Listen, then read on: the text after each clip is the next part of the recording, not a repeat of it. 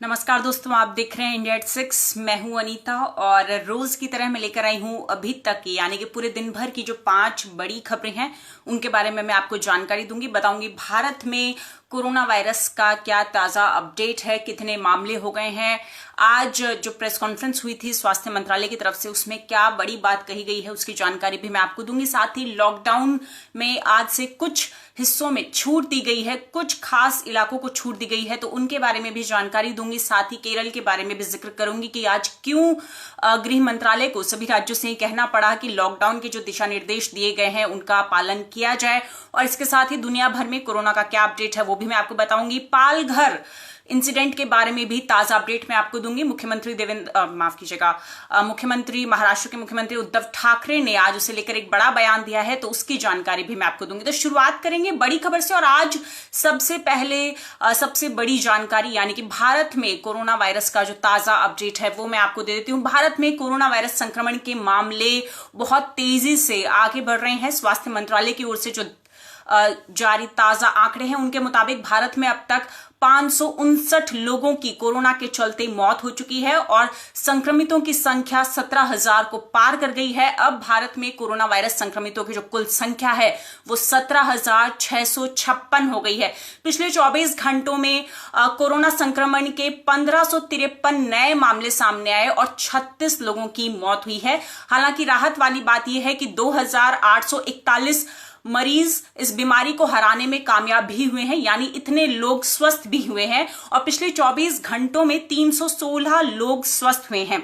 आपको बता दें कि अगर पिछले 24 घंटों को हम देखें तो भारत के लिहाज से पिछले 24 घंटे बहुत महत्वपूर्ण थे, क्योंकि भारत ने 2 रिकॉर्ड तोड़े। एक तरफ संक्रमितों की जो संख्या थी, यानी 24 घंटों में सबसे ज्यादा अब तक का सबसे बड़ा रिकॉर्ड 1553 नए मामले सामने आए। अब तक देश में इतने ज्यादा मामले नहीं आए थे, तो ये रिकॉर्ड टूटा। और दूसरी तरफ जो स्वस्थ हो रहे हैं उन मरीजों का भी रिकॉर्ड टूटा और पिछले 24 घंटों में 316 लोग ठीक हुए हैं। तो इस तरह पिछले 24 घंटों में भारत ने ये 2 रिकॉर्ड तोड़े हैं। स्वास्थ्य मंत्रालय के मुताबिक 6 राज्य ऐसे हैं जो कोरोना से सबसे ज्यादा प्रभावित हैं और इन 6 राज्यों में अकेले इन 6 राज्यों के जो मामले हैं वो कुल मिलाकर 71% होते हैं। यानी भारत में जो 1756 मामले हैं कुल मिलाकर, माफ कीजिएगा 17 जो मामले हैं उनके 71% मामले इन 6 राज्यों से आते हैं। और वो 6 राज्य हैं महाराष्ट्र, राजस्थान, दिल्ली, तमिलनाडु और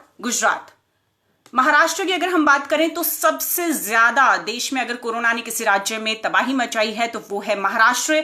महाराष्ट्र में 4,000 के आंकड़े को पार कर गया है और 4,203 अब तक कोरोना संक्रमित लोगों की संख्या हो गई है महाराष्ट्र में। और आज ही महाराष्ट्र से जो एक बड़ी खबर सामने आ रही थी कि मुंबई में बड़ी संख्या में जो पत्रकार हैं वो भी कोरोना से संक्रमित पाए गए हैं। महाराष्ट्र के बाद दूसरे नंबर पर राजधानी दिल्ली है और दिल्ली में 2003 मामले सामने आ चुके हैं। गुजरात की अगर हम बात करें तो गुजरात में बहुत तेजी से आंकड़ा बढ़ रहा है और गुजरात में पिछले 24 घंटों में 108 नए मामले दर्ज किए गए और इसके बाद गुजरात में कुल संक्रमितों की जो संख्या है वो 1851 हो गई है। और इसके साथ ही वहां पर अब तक 67 लोगों की मौत हो चुकी है कोरोना के चलते। चौथे नंबर पर राजस्थान है। राजस्थान में आज सुबह तक कोरोना के 17 नए मामले सामने आए और राजस्थान में कुल मामले जो हैं वो 1495 हो गए हैं।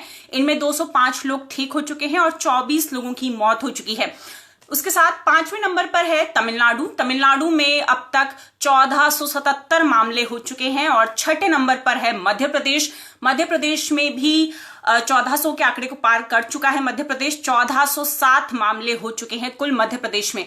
लेकिन देश में कुल 7 ऐसे राज्य हैं जहां पर 1000 का आंकड़ा पार हो गया है। तो 6 राज्यों का मैंने आपको जिक्र कर दिया। 7वां राज्य है उत्तर प्रदेश। उत्तर प्रदेश में कोरोना के मामले 1000 के पार चले गए हैं। उत्तर प्रदेश में अब तक 1084 मामले सामने आए हैं। ये आज सुबह तक का अपडेट है। लेटेस्ट अपडेट इसका मेरे पास नहीं है। मौत की अगर बात करें, मौतों के आंकड़े को देखें तो देश में सबसे ज्यादा मौतें अकेले महाराष्ट्र में हुई हैं। महाराष्ट्र में अब तक 223 लोगों की मौत हो चुकी है कोरोना के चलते। और दूसरे नंबर पर आता है मध्य प्रदेश। मध्य प्रदेश में 70 लोगों की मौत हो गई है और गुजरात ज्यादा पीछे नहीं है। मौत के मामले में भी गुजरात तीसरे नंबर पर है और गुजरात में 67 लोगों की मौत हो चुकी है। राजधानी दिल्ली में 45 लोगों की कोरोना के चलते मौत हुई है। वहीं कश्मीर, जम्मू कश्मीर से आज पिछले 24 घंटों में 14 नए मामले सामने आए और ये सभी मामले कश्मीर डिवीजन से सामने आए। जम्मू कश्मीर में अब तक 368 मामले हो चुके हैं, जिनमें से जम्मू डिवीजन से 55 और कश्मीर डिवीजन से 313 मामले सामने आए हैं। आंध्र प्रदेश में पिछले 24 घंटों में कोरोना पॉजिटिव के 75 नए मामले दर्ज किए गए और 3 लोगों की मौत हो गई। आंध्र प्रदेश में कुल मामले बढ़कर 722 हो गए हैं और मृतकों की संख्या 20 हो गई है। कर्नाटक की अगर बात करें तो कुल संक्रमितों की संख्या 395 हो गई है और 16 लोगों की मौत हो चुकी है। आपको बता दें कि आज जो प्रेस कॉन्फ्रेंस हुई है अभी थोड़ी देर पहले ही मिनिस्ट्री ऑफ हेल्थ की तरफ से, उसमें एक बड़ी बात कही गई। उसमें बेसिकली 2-3 बड़ी बातें कही गई, लेकिन जो बड़ी बात है वो ये कि भारत में अब संक्रमण के डबलिंग की जो रेट है वो काफी कम हो रही है। यानी पहले 3.5 दिनों में संक्रमण जो है वो दुगने हो रहे थे, उनकी रफ्तार दोगुनी हो रही थी, लेकिन अब स्वास्थ्य मंत्रालय की तरफ से कहा गया है कि 7.5 दिनों में, यानी तकरीबन 8 दिनों में संक्रमण के जो मामले हैं वो दोगुने हो रहे हैं। तो दोगुने होने की रफ्तार जो है भारत में संक्रमण के मामलों के दोगुने होने की रफ्तार जो है उसमें कमी आई है, सुस्ती आई है, यानी वो रफ्तार धीमी पड़ गई है। एक बड़ी बात जो ये कही गई कि 14 दिनों में कुछ ऐसे जिले हैं देश के जहां से अभी तक मामले सामने नहीं आए हैं। यानी पिछले 14 दिनों में देश के कुछ ऐसे जिले हैं जहां से कोरोना के मामले सामने नहीं आए, नए मामले, और उन जिलों की संख्या बढ़कर 59 हो गई है। ये एक बड़ी बात है। और एक बहुत चौंकाने वाली खबर आप कहें या चिंताजनक खबर है वो ये कि आईसीएमआर ने ये कहा है कि भारत में कोरोना के जितने मामले हैं उनमें से 80% में वायरस के लक्षण नहीं देखे गए थे। आपको याद होगा कि कल ही जब दिल्ली के मुख्यमंत्री अरविंद केजरीवाल प्रेस कॉन्फ्रेंस कर रहे थे और दिल्ली में मैंने आपको बताया था कि लॉकडाउन में छूट नहीं है, उन्होंने खुद प्रेस कॉन्फ्रेंस में बात की थी, तो उन्होंने भी एक बात साफ कही थी कि शनिवार को राजधानी दिल्ली में 186 नए मामले आए थे कोरोना पॉजिटिव के और वो सारे के सारे असिम्टोमेटिक थे, यानी कि उनमें कोरोना के लक्षण नहीं देखे गए थे। तो आज आईसीएमआर ने जो कहा है कि देश में जो कुल कोरोना मरीजों की संख्या है उनमें से 80% में कोरोना के लक्षण नहीं देखे गए और ये बहुत ही भयावह स्थिति है। अब बढ़ेंगे अगली खबर की ओर और बात करेंगे लॉकडाउन के बारे में। आज लॉकडाउन का 27वां दिन है और आज कुछ सीमित क्षेत्रों में छूट दी गई है क्योंकि आज 20 अप्रैल है और प्रधानमंत्री नरेंद्र मोदी ने कहा था कि देश के एक बड़े तबके को यानी गरीब, मजदूर और किसानों को देखते हुए कुछ सीमित हिस्सों में छूट दी जाएगी। तो केंद्र सरकार के मुताबिक स्वास्थ्य सेवाओं, खेतीबाड़ी से जुड़े कामकाज, मछली पकड़ने और पशुपालन गतिविधियों में छूट दी गई है। इसके साथ ही चाय, कॉफी और रबर बागानों में 50% मजदूर काम कर सकते हैं। मनरेगा में अब काम शुरू हो गया है, लेकिन हर जगह यानी जिन भी इलाकों में छूट दी गई है वहां पर सोशल डिस्टेंसिंग के नॉर्म्स का पालन करना होगा। यानी सोशल डिस्टेंसिंग का जो नियम है उसका सख्ती से पालन करना होगा और मास्क पहनना अनिवार्य होगा। इसके साथ ही बिजली, पानी, गैस जैसे जो सार्वजनिक उपयोग की वस्तुएं हैं उनकी भी आपूर्ति होती रहेंगी। राज्यों के बीच और राज्यों के अंतर यानी इंट्रा स्टेट और इंटर स्टेट माल की ढुलाई जो है वो उसकी इजाजत दी गई है। निर्माण क्षेत्र के कामकाज को शुरू कर दिया जाएगा और इसके साथ ही आज से आपने देखा होगा कि किस तरह सुबह से विजुअल्स आ रहे हैं कि केंद्र सरकार और राज्य सरकार के कुछ दफ्तर जो हैं वो खुल गए हैं, काम शुरू हो गया है। इस बीच कुछ राज्यों ने अपने यहां ढील देने से इनकार कर दिया है। कल ही एशिया विल हिंदी ने खबर की थी कि किस तरह दिल्ली सरकार ने साफ कर दिया है कि 27 अप्रैल तक राजधानी दिल्ली में लॉकडाउन से कोई छूट नहीं है। 27 अप्रैल को दिल्ली सरकार एक समीक्षा बैठक करेगी। हालात पर समीक्षा लेने के बाद ही लॉकडाउन में छूट का फैसला लिया जाएगा। और साथ ही पंजाब का मैंने जिक्र किया था, पंजाब में कर्फ्यू लगा हुआ है इस वक्त, यानी देश के बाकी हिस्सों में लॉकडाउन है लेकिन पंजाब में कर्फ्यू लगा हुआ है और पंजाब में 3 मई तक कर्फ्यू में कोई ढील नहीं है। पंजाब में सरकार ने साफ जोन के बाहर भी बहुत कम चीजों में ढील दी गई है, लेकिन लोगों की आवाजाही पूरी तरीके से बंद है। वहां पे ये है कि अगर मजदूर भी काम कर रहे हैं तो जो लोग उनसे काम करा रहे हैं उनके ट्रांसपोर्ट की व्यवस्था भी वही लोग करेंगे, यानी मजदूरों को एक जगह से लाना और ले जाने की व्यवस्था भी वही लोग करेंगे। और साथ ही वहां पर कंटेनमेंट जोन की जो परिभाषा है उसको भी बदल दिया गया है, यानी पंजाब में अगर एक इलाके से 2 या 2 से ज्यादा लोग कोरोना पॉजिटिव पाए जाते हैं तो उसे कंटेनमेंट जोन घोषित कर दिया जाएगा और वहां पर लॉकडाउन में छूट नहीं दी। कल शाम को तेलंगाना से एक खबर आई थी कि तेलंगाना में 7 मई तक के लिए लॉकडाउन बढ़ा दिया गया है और लॉकडाउन में कोई ढील नहीं देने की बात की गई है। केरल एक ऐसा राज्य है जहां पर अतिरिक्त छूट दी गई थी, यानी केंद्र सरकार की तरफ से जो गाइडलाइंस थी उसके अलावा भी कुछ छूट दी गई थी, जिसके बाद आज हमने देखा कि किस तरह जो केंद्रीय गृह मंत्रालय है उसने एक चिट्ठी लिखकर सभी राज्यों को कहा कि आप सख्ती से जो गाइडलाइंस दी गई हैं उनका पालन करें, उनके तहत ही छूट दें और अपने हिसाब से आप गतिविधियों में छूट की इजाजत नहीं दे सकते। और इस चिट्ठी के बाद केरल सरकार ने जो रियायतें दी थी, जो छूट एक्स्ट्रा छूट दी थी, उन सबको वापस ले लिया। आपको बता दें कि केरल सरकार ने क्या क्या छूट दी थी, हालांकि अब इनको वापस ले लिया गया है, जिसमें नाई की दुकानें, रेस्तरां, बुक स्टोर, नगर पालिका सीमा में छोटे और मध्यम उद्योग, छोटी दूरी के लिए शहरों या कस्बों में बस यात्रा, 4 पहिए गाड़ियों की पिछली सीट पर 2 यात्री समेत कई रियायतों का ऐलान किया था, लेकिन अब वो वापस ले ली गई हैं। वहीं आज गृह मंत्रालय ने देश के 5 ऐसे शहरों का नाम लिया जिनमें बहुत गंभीर स्थिति बनी हुई है। वो 5 शहर हैं मुंबई, पुणे, इंदौर, राजस्थान का जयपुर और कोलकाता।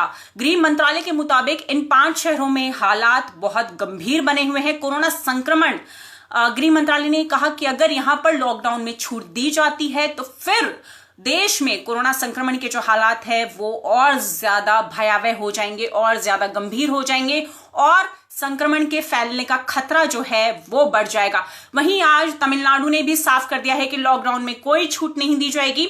इस बीच गृह मंत्रालय ने महाराष्ट्र सरकार को चिट्ठी लिखकर मुंबई और पुणे के लिए कहा है कि वहां पर स्थिति बहुत गंभीर है और IMCT यानी अंतर मंत्रालय की केंद्रीय टीमें जो हैं वो बनाई जाएंगी, वो मुंबई और पुणे का दौरा करेंगे और उसके बाद ही लॉकडाउन में छूट को लेकर आवश्यक दिशा निर्देश जारी किए जाएंगे। और आपको बता दें कि इस दौरान गृह मंत्रालय ने सभी राज्यों से एक और गुजारिश की है, एक और आदेश दिया है कि सभी राज्यों में जो कोरोना वॉरियर्स पर हमले हो रहे हैं, चाहे वो डॉक्टरों पे हो या पुलिस पर हो, उनको रोकने के इंतजाम किए जाएं, उनको रोकने के कदम उठाए जाएं, सख्त कदम उठाए जाएं। और साथ ही गृह मंत्रालय ने साफ साफ कहा है कि जो भी राज्य लॉकडाउन में छूट के जो दिशा निर्देश गृह मंत्रालय ने तय किए हैं, अगर उनसे अलग जाकर छूट देते हैं तो फिर वहां पर जो डिजास्टर मैनेजमेंट एक्ट है 2005 का, उसके उल्लंघन के तहत कार्रवाई की जाएगी। और जो डॉक्टरों और पुलिस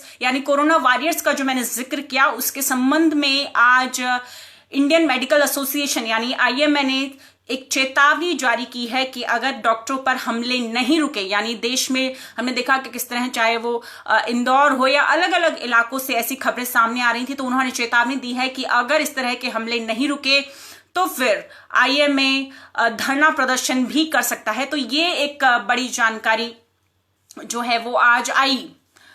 क्या सर्दी जुकाम भी कोरोना के लक्षण में हो सकता है? बिल्कुल हो सकता है। बहुत सारे लक्षण जो हैं आप देखेंगे कि सरकार ने खुद एडवाइजरी जारी की है कि किस किस तरीके से कोरोना के क्या क्या लक्षण हो सकते हैं। सबसे बेहतर ये है कि टेस्टिंग जो है वो जितनी ज्यादा होगी उतनी ज्यादा संख्या में मुझे लगता है कि कोरोना के मामले सामने आएंगे। जब तक टेस्टिंग नहीं होती है तब तक जैसा कि साफ कहा जा रहा है कि असिम्प्टोमेटिक जो लोग हैं उनमें भी कोरोना के मामले बढ़ रहे हैं, ऐसे मामले बढ़ रहे हैं। तो ये बहुत जरूरी है कि ज्यादा से ज्यादा संख्या में बड़ी तादाद में टेस्टिंग की जाए और वो भी रैंडम टेस्टिंग की जाए, यानी कि सिर्फ जिनमें कोई सिम्टम है सिर्फ वही लोग जाकर अपना टेस्ट कराएं, ऐसा जरूरी नहीं है। सरकार को ये जरूरी है कि वो ज्यादा से ज्यादा बड़ी तादाद में टेस्टिंग करें। और अब अगली खबर की ओर बढ़ेंगे और बात करेंगे पालघर घटना के बारे में। महाराष्ट्र के पालघर जिले के गांव में जूना अखाड़े के 2 साधुओं समेत 3 लोगों को की पीट कर हत्या के मामले में 110 लोगों को गिरफ्तार किया गया है और राज्य सरकार ने इस पूरे घटना की उच्च स्तरीय जांच के भी आदेश दे दिए गए हैं। लेकिन इस पूरी घटना पर बवाल जारी है। बॉलीवुड हस्तियों से लेकर राजनीतिक दल इस पर प्रतिक्रियाएं दे रहे हैं। तो ट्विटर पर हिंदू संतों की हत्या क्यों जैसे हैशटैग ट्रेंड कर रहे हैं। बड़ी संख्या में लोग इस घटना पर रोष जता रहे हैं। सोशल मीडिया में इसे सांप्रदायिक हिंसा का रंग दिए जाने की भी कोशिश की जा रही है। लेकिन अब यानी घटना गुरुवार की घटना है और आज महाराष्ट्र के मुख्यमंत्री उद्धव ठाकरे ने इसे लेकर बड़ा बयान दिया है। सबसे पहले तो उन्होंने साफ किया कि इस घटना को सांप्रदायिक रंग देने की कोई जरूरत नहीं है। साथ ही उन्होंने कहा कि 17 अप्रैल को यानी घटना के एक दिन बाद 100 से ज्यादा आरोपी पकड़े गए और वो सभी पुलिस हिरासत में हैं। आरोपियों को 30 अप्रैल तक पुलिस हिरासत में रखने का आदेश दिया गया है। उद्धव ठाकरे ने साफ किया कि जो लोग इस घटना के चलते लोगों को भड़काने की कोशिश कर रहे हैं वो ऐसा ना करें, क्योंकि इस घटना का किसी भी खास धर्म से कोई लेना देना नहीं है। और इस पूरे मामले की जांच के लिए महाराष्ट्र में एक टास्क फोर्स का गठन किया गया है। इससे पहले उद्धव ठाकरे ने केंद्रीय गृह मंत्री अमित शाह से बात की थी और उन्होंने आश्वासन दिया था कि वो खुद इस मामले को देखेंगे। आम आदमी पार्टी के सांसद संजय सिंह ने इस घटना को मानवता पर कलंक करार दिया था। अखिल भारतीय अखाड़ा परिषद के अध्यक्ष महंत नरेंद्र गिरी ने घटना की निंदा करते हुए महाराष्ट्र सरकार के खिलाफ आंदोलन की चेतावनी दी थी। यानी उन्होंने कहा था कि अगर आरोपियों पर कार्रवाई नहीं की गई तो फिर मजबूरन उन्हें आंदोलन के लिए उतरना पड़ेगा। कुछ लोगों ने आरोपियों के खिलाफ आरोपियों पर रासुका यानी जो एनएसए एक्ट है उसके तहत कार्रवाई करने की मांग की है। महाराष्ट्र के पूर्व मुख्यमंत्री देवेंद्र फडणवीस ने महाराष्ट्र सरकार और कानून व्यवस्था पर सवाल उठाए। उन्होंने कहा कि बहुत ही शर्मनाक है कि किस तरह पुलिस के सामने लोगों को मारा जाता है, पुलिस के सामने भीड़ लोगों को मार देती है। क्या महाराष्ट्र की कानून व्यवस्था इतनी लचर हो गई है? जूना अखाड़े के प्रवक्ता महंत नारायण गिरी ने सवाल उठाया कि जब देश में 144 धारा 144 लागू है तो फिर इतनी बड़ी संख्या में इतने सारे लोग इकट्ठे कैसे हुए। हालांकि इस पूरी घटना पर जो महाराष्ट्र के गृह मंत्री हैं अनिल देशमुख, उन्होंने कहा है कि इस घटना को सांप्रदायिक रंग नहीं देना चाहिए। उन्होंने कहा कि पुलिस ऐसे लोगों पर करीबी नजर रख रही है जो इस घटना के जरिए समाज में वैमनस्य पैदा करने की कोशिश कर रहे हैं। लेकिन इस घटना को लेने का उद्देश्य ये है कि चाहे वो कोरोना वॉरियर्स हो या इस देश का कोई भी तबका हो या कोई भी इंसान हो, इस देश में लोगों की मानसिकता जितनी तेजी से बदल रही है। आपको याद होगा इंदौर की वो घटना जहां पर डॉक्टरों की टीम पर हमला किया गया था। उस घटना में और इस घटना में एक कॉमन चीज है और वो ये है कि अफवाह फैलाई गई। तो ये देखा जा रहा है कि किस तरह देश में अफवाहों का जो तंत्र है वो मजबूत होता जा रहा है। फेक न्यूज की बात हो रही है तो जरूरी है कि सरकार मॉब लिंचिंग और फेक न्यूज या अफवाहों के तंत्र से निपटने के लिए कोई कड़ा कानून लेकर आए। ये इस वक्त में एक सबसे बड़ी जरूरत है। ये सरकार को एक बड़ा कदम उठाने की जरूरत है। बढ़ेंगे अगली खबर की और बात करेंगे पूरे विश्व में कोरोना वायरस का जो अपडेट है वो मैं आपको दे देती हूं। दिसंबर 2019 में चीन के वुहान शहर से शुरू हुआ कोरोना वायरस अब पूरी दुनिया में फैल चुका है। 200 से ज्यादा देशों में ये अपने पैर पसार चुका है और रोजाना हजारों लोग कोरोना के चलते अपनी जान गंवा देते हैं। Johns Hopkins corona virus resource centre के मुताबिक दुनिया भर में इस संक्रमण की वजह से मरने वालों का आंकड़ा 1,65,000 को पार कर गया है। यानी कि पूरी दुनिया में 200 से ज्यादा देशों में 1,65,000 लोगों की मौत हो गई है कोरोना के चलते, जबकि 24 लाख लोग इससे संक्रमित पाए गए हैं पूरे दुनिया भर में। और सबसे ज्यादा जो भयावह स्थिति है वो अमेरिका में बनी हुई है। बीते 24 घंटों में अमेरिका में 1997 लोगों की मौत हो चुकी है और कोरोना संक्रमण से अमेरिका में अब तक कुल 40,000 से ज्यादा लोग अपनी जान गंवा चुके हैं। और अकेले अमेरिका में 7,55,000 लोग कोरोना संक्रमण से पॉजिटिव पाए गए हैं। यानी 7,55,000 लोग कोरोना की चपेट में आ चुके हैं अमेरिका में। इटली की अगर बात करें तो इटली में फरवरी से लेकर अब तक 23,000 यानी कि 23,660 लोग अपनी जान गंवा चुके हैं। और इटली अगर मौतों की संख्या के बारे में बात करें, अगर मौत के आंकड़ों के बारे में बात करें तो अमेरिका के बाद इटली दूसरे नंबर पर आता है। और अगर मरीजों की संख्या के बारे में बात करें तो अमेरिका के बाद दूसरे नंबर पर स्पेन आता है। लेकिन फिलहाल इटली के बारे में बात करते हैं। इटली में 23,500 लोग अपनी जान गंवा चुके हैं कोरोना के चलते। फ्रांस में कोरोना से जो मौतें हैं, होने वाली मौत का आंकड़ा 19,000 को पार कर गया है। लेकिन फ्रांस में अब मामलों में कमी देखी जा रही है और वहां पर जितनी ज्यादा मौतें हुई हैं वो अस्पतालों में हुई हैं। लेकिन अब देखा जा रहा है कि अस्पतालों में भर्ती होने वाले लोगों की संख्या में गिरावट आ रही है, यानी कि मरीजों की संख्या में अब गिरावट आ रही है। जैसा कि मैंने आपको बताया था कि अमेरिका के बाद मरीजों की अगर संख्या हम देखें पूरी दुनिया में, तो अमेरिका के बाद दूसरे नंबर पर आता है स्पेन। स्पेन में अब तक 1,95,000 लोग कोरोना की चपेट में आ चुके हैं। तुर्की में लगातार आंकड़ा बढ़ रहा है और तुर्की में कोरोना वायरस की वजह से 2,000 से ज्यादा लोगों की मौत हो चुकी है और वहां पर 86,000 लोग कोरोना की चपेट में हैं। सिंगापुर में कोरोना वायरस के संक्रमण के एक दिन में सबसे ज्यादा 1426 मामले सामने आए। लेकिन सिंगापुर में एक बड़ी बात है, सिंगापुर में अब तक 8,000 मामले सामने आए हैं। लेकिन सिंगापुर का ये कहना है, सरकार का ये कहना है कि इन 8,000 मामलों में से सिर्फ 16 ही मामले हैं जो सिंगापुर के लोकल मामले हैं, यानी कि वो जो सिंगापुर के स्थायी निवासी हैं।